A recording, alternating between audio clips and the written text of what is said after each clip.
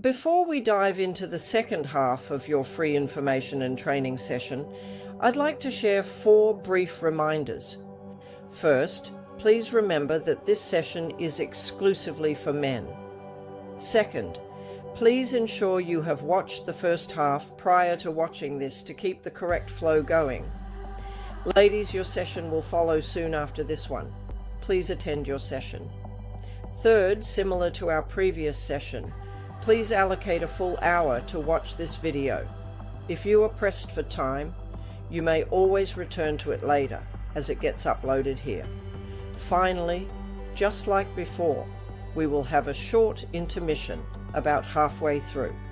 This will give you an opportunity to grab a coffee, visit the restroom, and take a breather.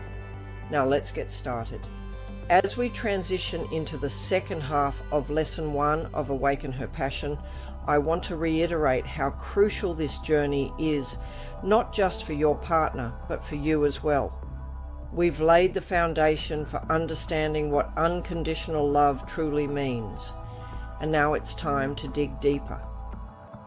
In this portion, we will explore the powerful tools and techniques that not only enhance your vocabulary of love, but also enrich your emotional connection with the woman you love.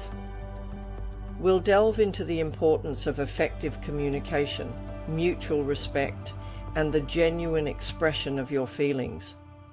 It's essential to remember that love isn't just a feeling, it's a practice, a daily commitment to nurturing the bond you share with your partner. Additionally, we will discuss common pitfalls that men experience in relationships and how to overcome them through conscious efforts and intentional actions.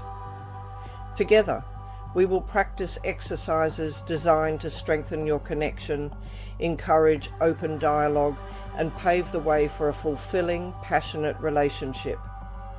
Prepare to be inspired by powerful anecdotes from couples who have faced similar struggles and emerged stronger.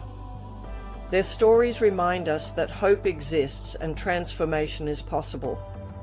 Engage fully with this experience and allow yourself to be challenged and uplifted.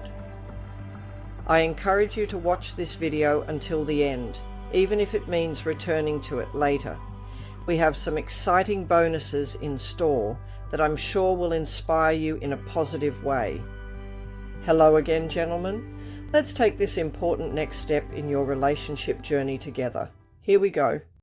There was a lawyer who took my class, and talk about a perfectionist. His wife took the class first, and luckily he wound up taking the men's class. Yet, she shared that he was a perfectionist, and every single day, he would put her on a scale. If she gained 1 kilogram, he wouldn't make love to her until she lost that weight.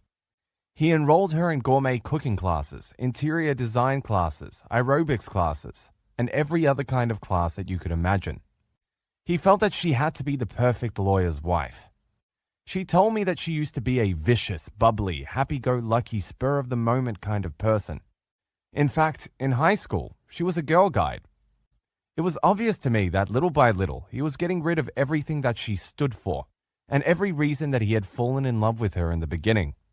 And so here was this depressed person who was losing all self-esteem, losing all sense of herself. What I finally told this man was, do you understand that you fell in love with her because of the traits that she possessed? Now, if you start to whittle away all those wonderful qualities that are the opposite of what you possess, what you're going to be left with is an empty shell. When you fell in love, you complemented one another. You couldn't be with somebody who was so serious, goal-oriented, and a perfectionist like yourself. You need to be with someone exactly like your wife. Then I told her, guess what happens when he molds you into the perfect wife and you become a carbon copy of him? He's going to get rid of you and go out and find somebody else he can mold. So you might as well keep who you really are and keep your own valuable, unique self. Thank goodness they both listened to me, and last I heard, they were once again madly in love with each other. A fulfilling partnership with a woman is only possible when both of you realize that the other person may think and do things differently, yet each of you has equal value and that each of you must respect the other's uniqueness. Whenever you try to create a carbon copy of yourself from another person, you lose. You lose the value and knowledge that your partner can contribute to your personal growth. The woman in your life has many lessons to teach you, just as you have many lessons to teach her. It's not by chance, yet rather by design, that opposites attract. Many men have told me about the growth they've experienced because of the wonderful women in their life. One man didn't think he would ever have become as successful as he is today if it hadn't been for his wife. He told me I was the logical, practical, analytical type. She was a dreamer. I would probably still be working for somebody else had she not convinced me that my abilities and talents were worth more than I thought and that I needed to take risks. Her belief in me is what changed my attitude. Today I want you to know, he is a real estate broker with 4 offices and 90 salespeople. They took out all the equity in their home and opened his first office many years ago. He knew that had he been by himself, he never would have had the guts to do that. He changed so much with her support. Another man said he became a much more caring person because of the new girlfriend in his life. He saw changes taking place in himself just a few months after knowing her. She was a volunteer at a local hospital and a convalescent home. He told me when I first met her, I couldn't believe that anybody would do so much for free. I thought she had to be nuts. Then she invited me to go along with her one Saturday. Now I'm hooked too. Here is part of a letter that one man wrote, and I'm quoting. I would have missed out on fatherhood completely if I hadn't met my wife. She had been widowed at a very early age and had 2 boys, age 1 and 3. You might say I got a package deal. I had never wanted children because my childhood had been awful. I thought there were no paternal feelings in me at all. That's all changed now. I think I'm a good father to my boys. I've legally adopted them, and I can't imagine life without my family. She brought out feelings I never thought I'd be capable of experiencing. I believe that opposites always attract because she makes you feel whole and you do the same for her. She is your complement. People are like clay. There are only a few years in which you can mold that clay, probably when you're about 3 or 4 years old. Then the clay hardens and holds its shape. You can try changing its beauty by taking a hammer and chisel to it, yet all you're really going to do is cause an ugly crack and break it. In the same way, you are attracted to your girlfriend or your wife because of her uniqueness. You are excited because she was different from you. So why try to change her? If you can appreciate her for who she is and find value in her uniqueness, she'll want to become more of a woman for you. There's nothing a woman won't do for a man who makes her feel good about herself. We're all so different and everyone has value. I want you to start looking at the good side of everyone. Now let's get back to the woman in your life. Can you remember how you felt when you first met that wonderful woman? You probably told everyone how wonderful she was. You only saw her positive side. I used to show a list to the men in my class. On the left side was the trait you saw when you first met this glorious woman. On the right side, I show how you view the same trait years after you're in a relationship. Perhaps you loved her because she was so confident. Well, now you see her as conceited. I put soft-spoken. That's why you fell in love with her. Now you see her as timid and weak. She was mellow and calming. Now she is passive and boring. She was outgoing. Now she's a big mouth. She was sensitive. Now she's an emotional mess. Maybe you were attracted to her because she was so organized. Now you find her rigid. You considered her friendly. Now you see her as a big flirt. Do you know what's interesting about this list? Let's just say you finally get rid of this woman in your life because all you can see is the right side. She's a big mouth, conceited, boring, and all the other negative traits you see. She meets a new man. What do you think he is going to see in this woman? He's going to see the left side, all the wonderful qualities. She hasn't changed at all. He just sees what you used to see. Let me tell you why a woman falls in love. This is powerful information, especially for all of you men who are not in a relationship at this point. Those of you who are, once you understand why she fell in love, you'll understand what you need to do to keep her feeling that way forever. A woman falls in love because of the way she feels about herself when she is with you.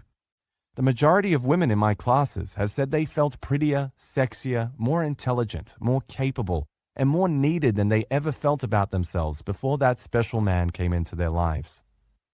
One woman summed it up when she said, "When I fell in love, I felt perfect, as if I could do no wrong.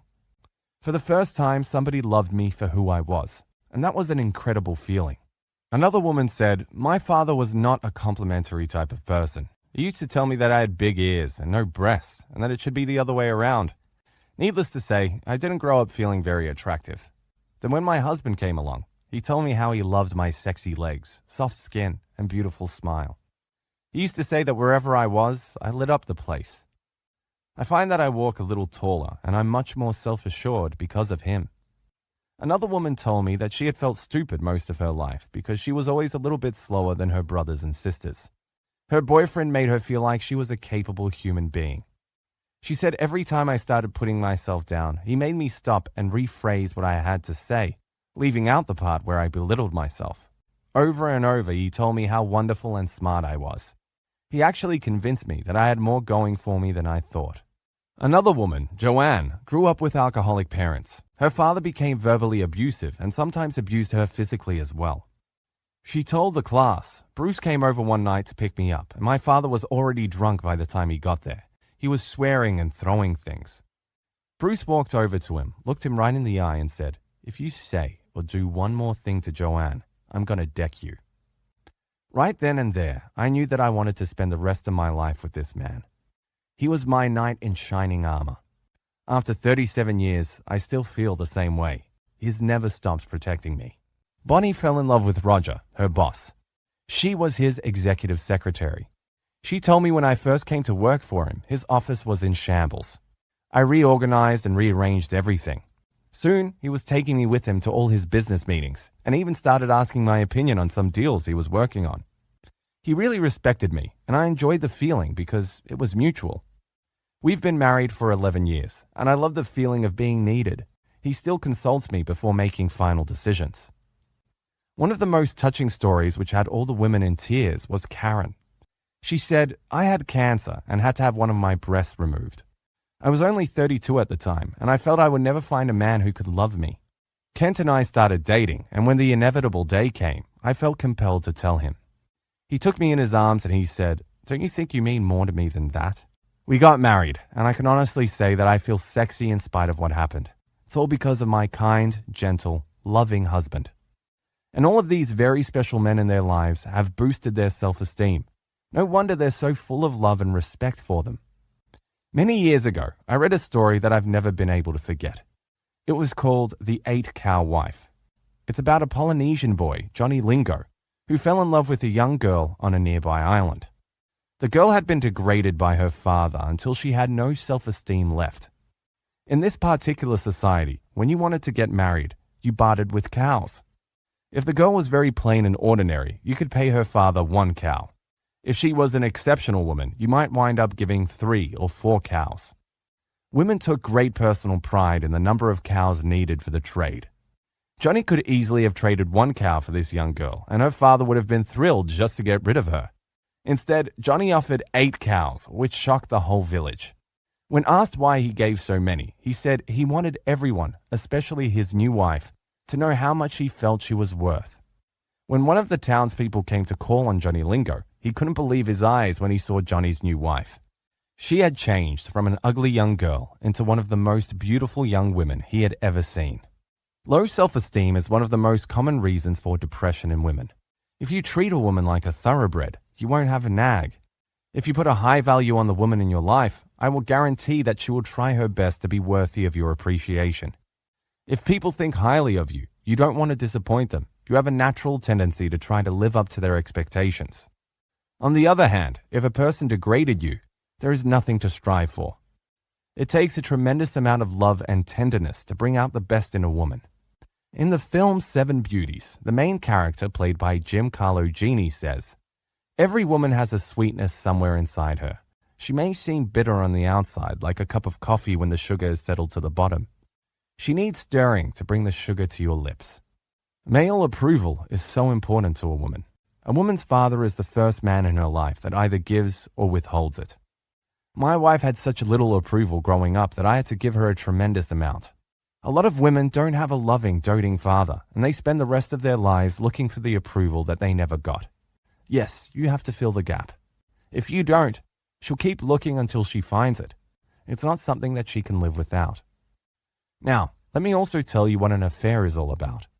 A woman is in a relationship where she no longer feels good about herself, and so she finds another man that she feels good about herself with. It's not that she's in love with the other man. What she is in love with is the way she feels about herself when she is with the other man. And if you want to fight fire with fire, you've got to make this woman feel good about herself when she's back in your presence. And that's as simple as I can make it. If she no longer feels good about herself, she will go to another man who will make her feel good. So the program is not about getting better looking. Some of the most handsome men in the world are by themselves. It's not about making more money. Some of the wealthiest men are lonely. And it's not about becoming more intelligent. It's learning how to make another human being feel good about themselves.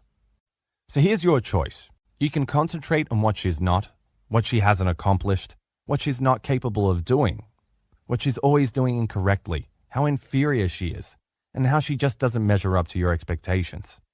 If that's what you choose to concentrate on, then your payoff will be a cold, bitter, cynical, unresponsive woman. If you choose to concentrate on loving her for who she is, appreciating her strengths, noticing the little things she does, praising her for all her small accomplishments, reinforcing her capabilities and raising her value as a human being, your payoff will be a woman who worships the ground you walk on, caters to your needs, responds to you passionately, and will never want to live without you. A good place to start is looking at all her wonderful traits, the qualities you saw in the beginning. I'm going to make it easy for you to do that with this program. Florence Littauer, who's also an author and lecturer, actually composed a chart based on the work of Hippocrates. Hippocrates came up with a temperament chart 2,300 years ago, on which he says that for every kind of temperament or personality, there are strengths and there are weaknesses. Just to give you an example, he broke it down to 4 basic personalities. There's the phlegmatic person, who's an introvert, a watcher, and a pessimist. And you might think, what could be good about this kind of woman? Her strengths are that she has a low-key personality. She's easygoing and relaxed, calm, cool, collected, well-balanced, has a consistent life. She's quiet, yet witty, sympathetic and kind, competent and steady, peaceful and agreeable. Her weaknesses are that she is unenthusiastic, fearful and worried.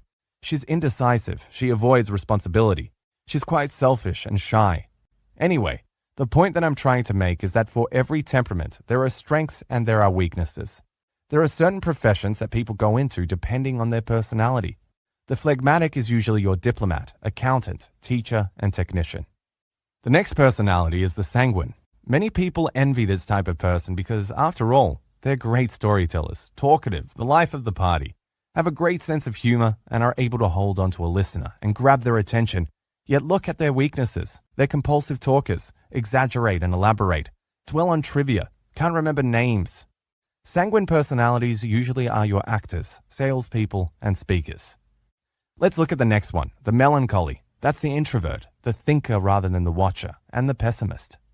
The melancholy's strengths are deep and thoughtful, genius-prone, talented, creative, artistic, and musical. Weaknesses are, remembers the negatives, moody and depressed. Melancholy are your artists, musicians, inventors, philosophers, and doctors. The last one, the choleric, who is an extrovert, the doer and the optimist. And the choleric personalities are your leaders, producers, and builders of the world. The strengths for these people are, they are born leaders, they are dynamic and active, they instigate change, they correct wrongs, and they are strong-willed. Their weaknesses are, they're bossy, impatient, and quick-tempered, and they can't relax. Again, I want to emphasize that for every personality, there are strengths and there are weaknesses.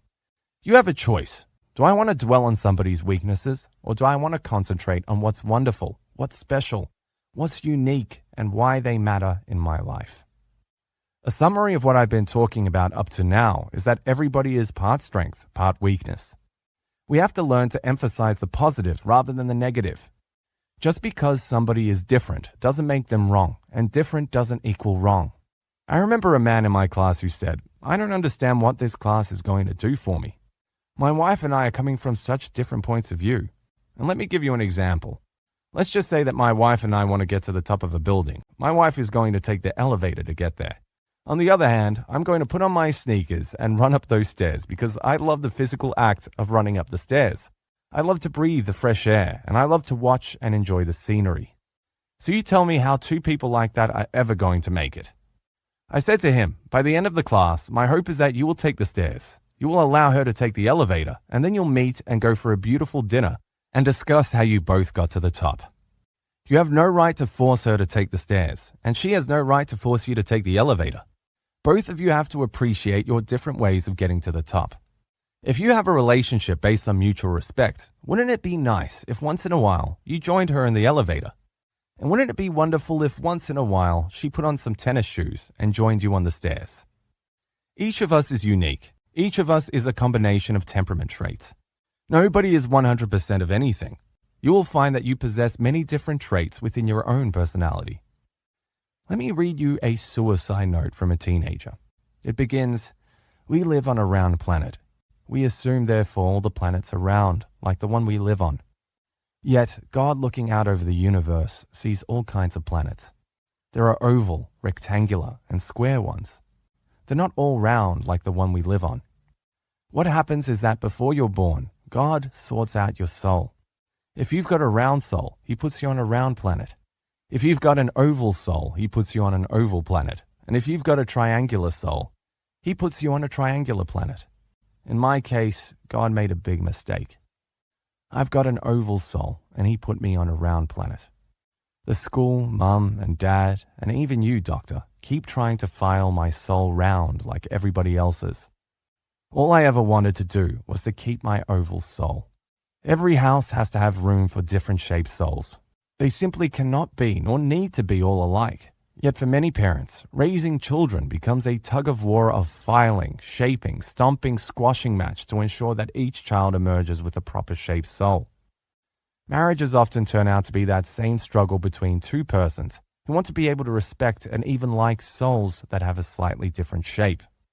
My wife has 2 grown children from a much earlier previous marriage. Both her children are distinct. They each have different personalities. Both my wife and I can make a list on a piece of paper of every one of their strengths, every one of their weaknesses, and each of them is unique, and we want to appreciate them for their uniqueness. There is no such thing as one temperament being better than another. We're just different, and different does not equal better. Hey there, everyone. We're halfway through our training module, and it's time for a quick intermission. This is a great opportunity to stretch your legs, grab a snack, or take a deep breath and let everything we've covered so far sink in. Remember, staying refreshed is key to retaining what you've learned. In just a few minutes, we'll dive back in and explore more exciting content that will enhance your skills and knowledge. So take a moment for yourself. We'll be back in 7 minutes, right here. Enjoy this break, and we'll see you soon.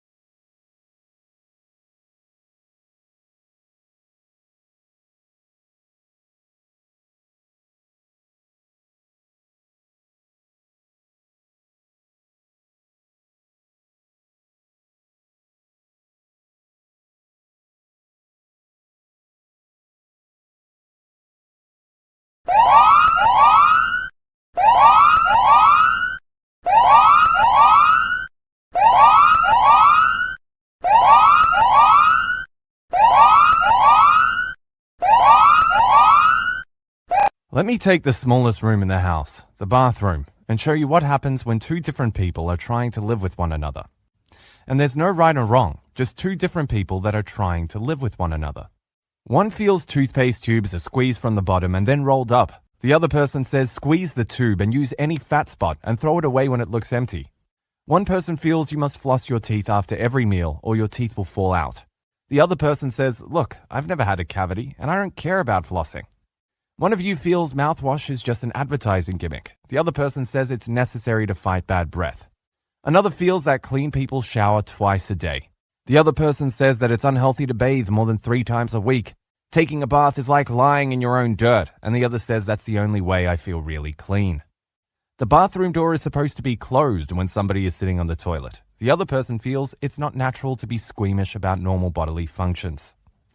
My wife told me a funny story where she still laughs because in her house, when her son was little, he used to sit on the toilet with the door wide open.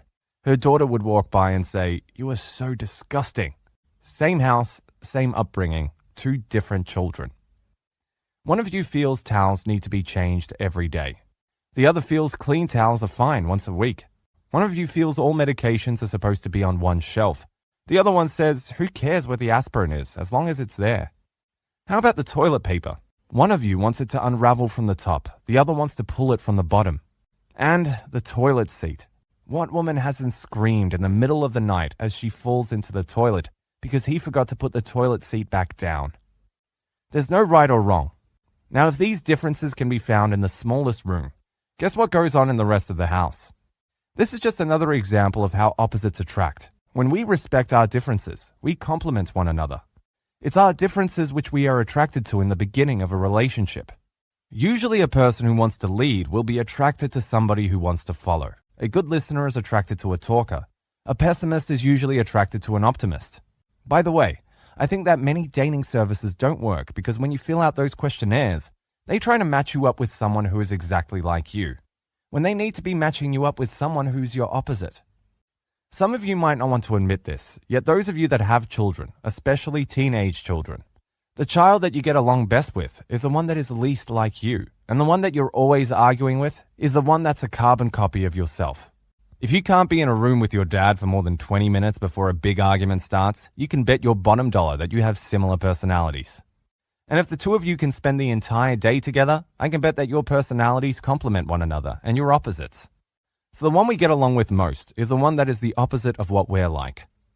The last point is to accept a woman as she is, not what you want her to be. Acceptance doesn't mean putting up with her and being dishonest when we have to convince ourselves that she's perfect when she's not.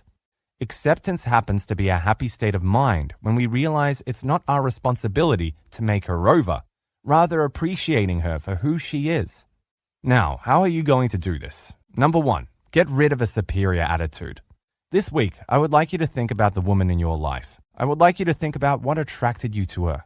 Why did you fall in love in the beginning? Go back to day 1. What did you see in this woman? The same attributes are probably still there. You've just forgotten or haven't paid attention lately. Number 2, accept her as part strength, part weakness, part good, part bad. By the way, those are our marriage vows that most people don't remember. For better, for worse, for richer, for poorer, in sickness and in health, from this day forward. The problem is we think it's all going to be positive, and when it begins to get negative, or if there's any conflict, we think we need to get rid of her and get somebody else in our life. Number 3, very important. Start looking at her better side, her strengths. Life is too short to dwell on your partner's weaknesses. Start to dwell on all the things that are positive, wonderful, and good about her. Now let's look at your homework assignment. After all, what good is hearing information if you don't put it into action? First, I'll give the homework assignment for those who are in a relationship, and then we'll give the assignment for those who are not in a relationship. Okay, for those of you who are in a relationship, here goes. Think of it as a brand new relationship. For 1 week, every time you are tempted to criticize, demand, or express disapproval of any kind, I want you to write it down. Don't say it. For the remainder of this course, I want you to concentrate on her good side only. Remember, love is blind. Now, usually when I say this, somebody in my lecture always raises their hand and asks, well then, what if you have nothing to say all week? My answer is, it's going to be a very quiet week around your house. Think whatever you like. Write down all of your negative thoughts. Just don't have it come out of your mouth. And if it means it's going to be a very quiet week around your house, fine, then there's going to be a lot of peace and quiet in your household. When you do this assignment, you begin to see yourself much more objectively. Some of us think we are so easy to get along with. We're such wonderful, positive people, and it's the other person that needs to change. And so when you stop yourself from criticizing or saying something negative, you'll be really shocked at how many times something negative would have come out of your mouth if you hadn't stopped it. Because of our upbringing, many of our thoughts and reactions are extremely negative. And second, notice some of the little things she does for you and tell her that you appreciate them. Third, let her know what you like about her personality. I'll give you lots of suggestions. Feel free to elaborate on some of these things. If she enjoys people and you don't, thank her for helping you not be so judgmental towards everyone. If she's practical and you're a dreamer, tell her how wonderful it is to have a woman who keeps you grounded. If she's bubbly and vivacious and you're doom and gloom, thank her for making you a more positive person. If she's verbal and you're a good listener, tell her how wonderful it is to have someone so entertaining and outgoing. If she's spontaneous and you're cautious, thank her for teaching you how to be less methodical and to enjoy the moment. If she's optimistic and you're pessimistic, thank her for giving you hope and a positive outlook. If she's got charisma and you're conservative, thank her for being so exciting to live with. If she is responsible and you're carefree, thank her for helping you become more organized and effective. If she's imaginative and you're more down to earth, thank her for helping you become more creative and playful. If she's intuitive and perceptive and you take things at face value, thank her for helping you read between the lines and learning that some things are not black and white, yet rather have a deeper meaning when you look more closely. If she does things at a slower pace than you, thank her for making you stop and smell the roses. If she's more family-oriented than you, thank her for providing you with security, comfort, loyalty, and devotion. If she has a lively sense of humor, thank her for making you laugh and lightening your burdens. If she shares her good fortune with others and is a giver, thank her for teaching them not to be so selfish and possessive. If she believes in you more than you believe in yourself, thank her for giving you more confidence in your abilities and helping you strive for more. Tell her that who she is, her basic core, is what you adore and appreciate about her with all your heart. Make her feel that she matters to you, that she's made a difference in your life, and that without her, you couldn't be as happy or satisfied as you have become. See, I can't change your life, yet if I can change the way you view your life, your whole life is going to change. In this program, you're going to go from where you are now, completely unconscious of how negative you are, to becoming conscious of how negative you are. Most people walk around and have no idea how negative they are. During the course of this week, you're going to begin realizing. You may be out on Saturday night with friends and you'll think, I can't believe this couple. Everything that comes out of their mouths is a put down. She's so sarcastic and he's always making critical remarks. You're going to observe how critical, pessimistic, and fault-finding some people, including yourself, are. The next step is, I'm going to put you into a position of being consciously positive. In other words, I'm going to ask you to say things that might make you feel uncomfortable. Yet, I'm asking you to do it on a conscious level. And then the last step is you're going to be unconsciously positive, where you won't even realize what a positive person you have become until you see somebody else who is still negative, and you'll realize the growth that has occurred in you. Here's a wonderful little game that will change your negative mood into a positive one. Pick a time when you and your partner are acting negatively towards one another. Decide that whoever says something negative has to kiss the other person. Sometimes my wife will start out in a bad mood, and I'll say, okay, let's play the negative game. And from the looks of things, we're going to be making out all day. Trust me, this game will put you in a playful mood. I want you also to be aware that when you have negative thoughts, it creates negative energy, which in turn produces negative events in your life. Do you know someone who always wins a raffle ticket whenever they go to a basketball game or any kind of function? They're the ones who win the raffle ticket. Do you know what they say before they win every single time? Watch, I'm going to go in there and win because I always win. Do you know what everybody else says that doesn't win? I never win a thing. I could buy 1,000 tickets, and if they're selling 1,001, that one ticket I didn't buy would be the one that wins. I can't explain it yet. If you surround yourself with negative energy, negative things just seem to happen to you. This is a true story that a friend told me. My husband is deathly afraid of bees. He went to a camp as a teenager where in a lunchroom he saw a bee. 500 kids in the lunchroom, and nobody knew this bee was up there except for him. He was staring at that bee's every movement. He was breaking out into a cold sweat, saying to himself, watch this bee. It's going to come down and it's going to sting me. Do you know what happened? The bee did come down, and out of 500 children sitting there, It chose him. Isn't that unbelievable? I mention this story because I've seen this happen over and over again. I don't want you to begin this program by saying it can't work for you. Yes, it can. Don't you dare put a whammy on it. It has worked for hundreds of men and women, and it's going to work for you too. So don't you dare say there's no way this program is going to work for me. I'm telling you right now, you're setting up a negative vibration around you. If you're single and you're saying to yourself, this program will never work, I'll never have a woman come into my life, you're right, a woman will never come into your life unless you change your thoughts. If you're in the process of getting a divorce and you think, I'm never going to save my marriage, you're absolutely right. It won't save your marriage unless you change your negative thoughts. Now, I want you to know something incredible about the mind. It doesn't know the difference between real and make-believe. This is really powerful information. They set up 3 groups of basketball players. The first group had to shoot 30 minutes of baskets. The next group had to think of a perfect basket for 30 minutes. The last group had to do nothing. Now, when they tested these groups and had them shoot baskets, can you guess which ones came out on top? The ones that mentally pictured the perfect basket. So the mind doesn't know the difference between real and make-believe. You can put in a positive thought even though you don't believe it. It doesn't make any difference, and the mind won't know the difference. One of the fellows in my class gave me a fantastic example of this. He said that he took a Dale Carnegie course where somebody had to come up and lead the group and say, "Boy, am I enthusiastic." So everybody said, "Boy, am I enthusiastic." Then the leader said, "Okay, come on, let's try it again." And again, everybody said, "Boy, am I enthusiastic." Then the leader said, "If you don't sound like you're really enthusiastic this last time, you're going to come up by yourself in front of a couple of hundred people, and you're going to have to say it yourself until you sound like you're enthusiastic."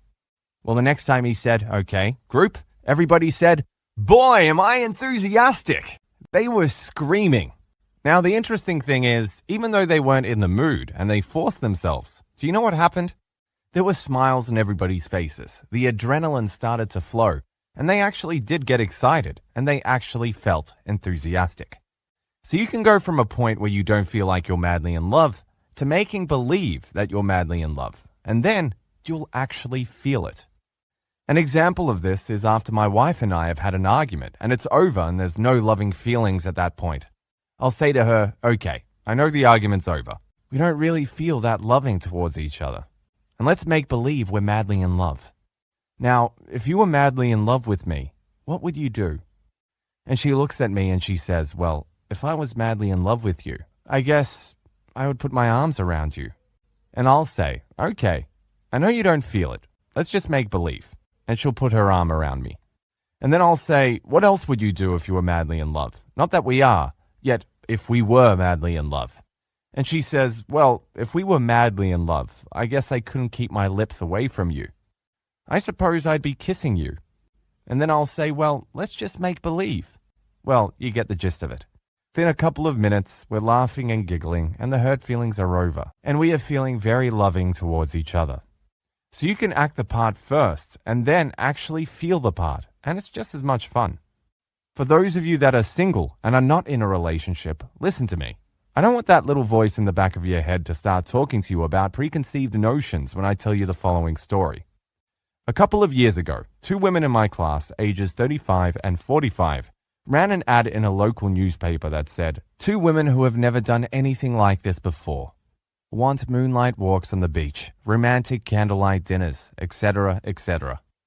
They got 109 responses. They went out with 50 men each, and both today are married. Now, that was the first time that I even thought about a classified ad, and I want you to know that this is a wonderful way to meet the woman of your dreams.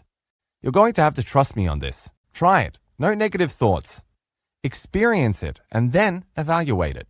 Take your own local paper and read the ads that are already in there, and that's going to give you a lot of information. Then put your own advert together. Another friend of mine told me a couple of years ago they met a woman on a cruise who met her husband through a classified ad in a newspaper. She started out writing "raven-haired beauty looking for professional man." And she was so cute. She said to them, "Look at me. Do I look like a raven-haired beauty?" Yet I was in a good mood that day, so I decided to write it. She met and married a millionaire, and they are traveling all over the world. You have to keep an open mind. In a classified ad, you only have a couple of lines to describe something very unique about you. I want you to thumb through your local paper and read all of the ads. Remember, I want you to keep an open mind. Your homework assignment for next week is to put together an ad that you could place in your local newspaper. It's a wonderful way to meet somebody new. To understand that if you meet a woman somewhere for the first time, you can't say, "I really like you, yet you smoke and that really upsets me," or "I'm a smoker, does that upset you?" In an ad, you can put anything you want. Social drinker, non-smoker, religious, playful, wants children, doesn't want children. And the more specific you get, the less responses you're going to get. Yet, hey, you only need one response if she's everything you've ever wanted. For her to respond, she probably says, "Wow, I read this ad, and that's me." And the most wonderful thing is that if all of us sat down and read all of these ads, every one of us would be attracted to a different ad. Because some of you want a very strong and opinionated woman. Somebody else wants a sensitive, caring woman. Another man wants a woman who's very romantic. Somebody else wants a woman who's very shy and timid. Everybody wants something different. So really think about what it is you're looking for and what's very unique about you. And everyone I know that has done this has had such a wonderful time. And I'll tell you, you can't be lazy and advertise because it takes a lot to put the ad together. And in some cases, get a photo of yourself. Don't rule out any of the dating organizations or matchmaking services either. Most men will say, "Oh my gosh, that's a couple of $1,000s to belong." Well, a higher quality woman is going to join. You see, if it costs a couple of $1,000s, you're not going to get somebody who's hanging around a bar. It's somebody who is serious about finding a relationship. I know one thing for sure. Sitting home and doing nothing gets you nothing. Just trust me and do it. And then you can say, "Ernie, I placed the ad and it didn't work." I'd rather you come from a point of experience than thinking, "Oh, that's the most ridiculous thing I've ever heard in my life. This is not going to work." Promise me that you're at least going to try it. Say to yourself, "I've got nothing to lose. I'll give it a try." You know how most people will say, "Have a good week"? I want you to make it a good week. I want you to decide that this is going to be the most positive, most productive week of your life. Do you know why? Because you deserve it. Thank you. This is the end of session 1. Please stay to listen to a sneak preview of next week's session. Welcome to session 2, Understanding Women. If I asked you what's a woman looking for in a man, most of you would say, "You've got me. Who can understand them? They're too complicated." She doesn't know what she wants, so how am I supposed to know? What man has not cried out in frustration to the woman he loves? "What do you want from me?" Henry Higgins in the play My Fair Lady couldn't understand Eliza, so he asked, "Why can't a woman be more like a man?" I'm sure that frustration is shared by lots of men. So now I'm going to unravel the mystery for you. First of all, a woman can't be like a man because her brain is as different from yours as her sexual organs. Scientists have proven that men use the left side of their brain more and women use the right side more. A woman decides on something because in her heart it feels right. She's coming from an emotional point of view. A man decides on something because in his head he thinks it makes sense. He's coming from a logical point of view. A woman goes through life with her heart. A man goes through life with his head. A woman says, "I feel." A man says, "I think."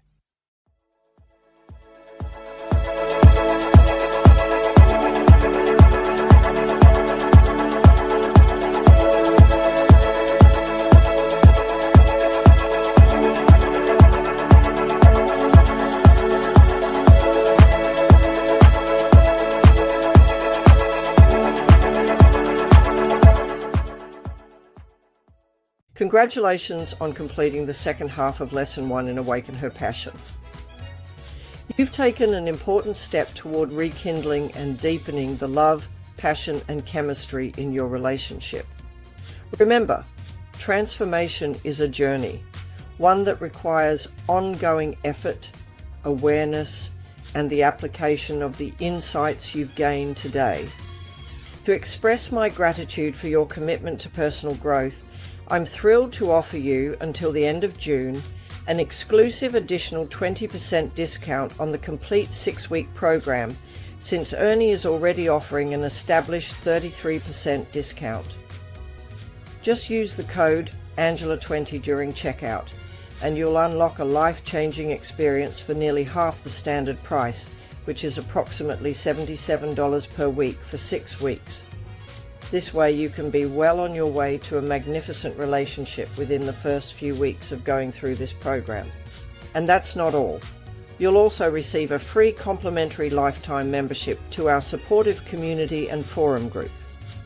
This invaluable space acts much like a counselling or support group, allowing you to connect with Ernie and others on a similar journey. If privacy is a concern, feel free to post anonymously or reach out to him privately for guidance. Besides providing ongoing support, your comfort, security, privacy, and safety are our utmost priorities. And let's be honest, how many times have you heard a counsellor say, "After 6 sessions, I'll offer you free lifetime support"? If Ernie senses that you could benefit from therapy or healing sessions, he will share his insights. And as a program graduate, you'll gain access to his highly discounted rates for life. He can work on anything ranging from migraines to phobias and PTSD, as well as back pain and arthritis. In general, he can work on any emotional, physical, mental, or spiritual issue affecting not only your relationship, yet your life. Upon graduating at the 6-week mark, you will also unlock a treasure trove of additional bonuses designed to enrich your experience. These include an ebook titled 101 Romantic Ideas to help keep the sparks flying, a personalized certificate of completion that you can proudly display, 16 concise YouTube videos addressing specific relationship issues with actionable solutions, a 45-minute video packed with more relationship insights, complete with 2 quizzes, an additional free Lesson 7, and if you haven't signed up yet, complimentary relationship improvement tips delivered straight to your inbox. Altogether, these bonuses have a value of $3,670. For perspective, just lodging an application for divorce in Australia costs around $1,000, while divorce solicitors charge more than $550 per hour. A decent laptop will set you back about $2,000, and a reasonable kitchen fridge costs over $800. Ernie once met a man who lost a staggering $5 million due to divorce. Yet for less than $80 a week over 6 weeks, you can access Ernie's full program brimming with added extras. This isn't just a one-time program, it's a resource you'll return to time and again whenever you encounter relationship challenges. Even Ernie himself revisits the material regularly to keep things on track. So ask yourself, can you afford not to seize this opportunity right now? Invest in yourself, your partner, and the chemistry that binds you together. Your commitment to this journey can lead to the joyful and passionate relationship you've been striving for, and pass on to your children. Oh, one more thing, and possibly one of the most important. Because we believe in the success of your relationship so much, we have collaborated to offer you a 30-day money-back guarantee. No questions asked. This means you get to go through the first 4 of the 6 lessons. And if for whatever reason you're not convinced this is the right fit for you, simply ask for a refund. All payments are secure as they go via PayPal. If you ever come across a psychologist, counsellor, therapist, or coach that comes even close to the same level of confidence, we'd love to hear about it. Thank you for being here today. I look forward to seeing you soon in our private community chat and forum group as we continue to awaken both her passion and yours. Until next time, take care, and always remember, the path to lasting love begins with you. Click on the link below to start today.